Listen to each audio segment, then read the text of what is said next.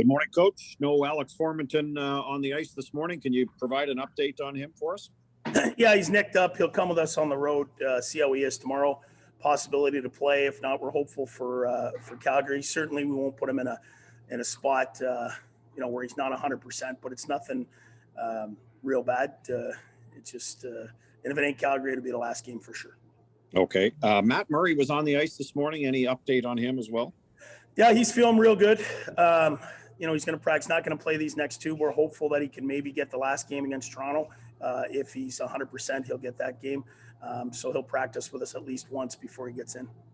Two more, if I can squeeze in here, Coach. Are you seeing your team get comfortable in any kind of game, whether it be low scoring, the 2-1 victories, or even the higher scoring 5-1, 6-3 results type thing? Yeah, I just think as a whole, I think our team speed is much better.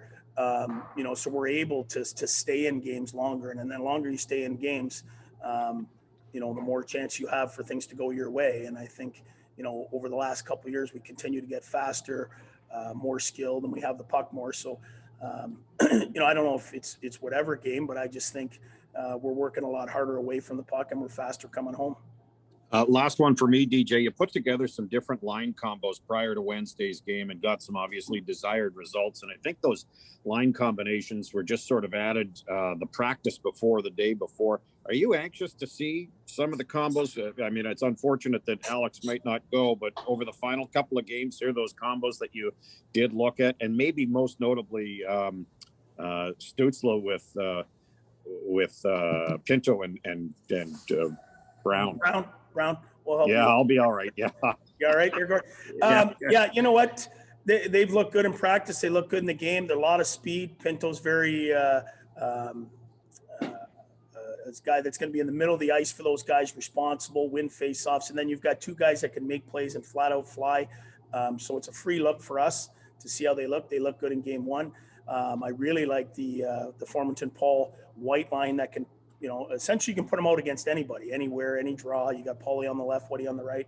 So we're going to try some different things down the stretch, but ultimately, we have an entire summer to make some decisions and what we start with. But for sure, we're tinkering.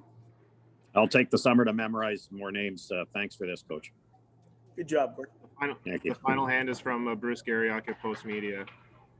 Hey, DJ, just following up on that. I feel like a broken record here, but what can you get out of these last three games that you can take into your off season? Well, I don't know if it's these last three games. It's just the month in general of and our practice habits. And, some of these young guys that are coming up to practice now, you could see a clear divide, between Brady and the Browns and the guys that have been in the NHL that are now going 100 miles an hour and making plays at that speed compared to a guy that's just coming into the league. And it's valuable minutes for these guys, not only in the game, but in practices to see what level they have to get to. The vast improvement in our young guys over the last couple of years to where they are now. And some of those young guys are where they were. So it's just great. It's a shame we can't keep playing anymore, but we'll enjoy this last week here and do everything we can to win every game. Just what kind of maturity have you seen in those young guys' game in the last, month or so, I would guess? Well, I think after, and I've said all along, I don't think if we had gone through the losing streak and how bad we were losing, we'd have got the gains that we have maybe now. We realize that you can't play wide open hockey. You have to defend. You have to take care of the puck. And we're doing so many of those things better. And I think the young guys are the guys leading that. It's not just older guys. They understand how to maybe close out a game or how to win a game and what it requires to win a game in the National Hockey League and how hard it is. And to me, that's the biggest thing. And it's that the young guys are the guys preaching it on the bench. And just a couple other things, DJ. What have you seen in Philip Gustafson's game? Just looks steady. I mean, he grabs the pucks he's got to grab. He's seeing things. I mean, he's been a real pleasant surprise. When he plays, he gives us a chance every night. So, the one thing about goalies, you never know. I mean, you got guys that are, don't turn into the goalie they think they should be till 27, 28, 29. You never know when the light goes on, and it's such a mental position. And, for a guy like him, he's played really well and put himself on the map.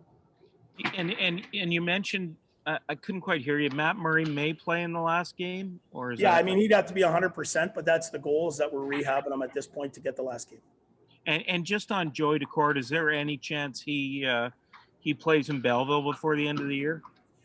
Our trainers in Pierre would know more about that. I mean, I know he's Okay. working really hard to get back. I know he got skated really hard today, and he would like to. But again, I mean, you have to be 100%. We're not going to put anyone in a situation where it's going to affect their off-season training, especially being it's a shorter summer than most, that we're into May at this point.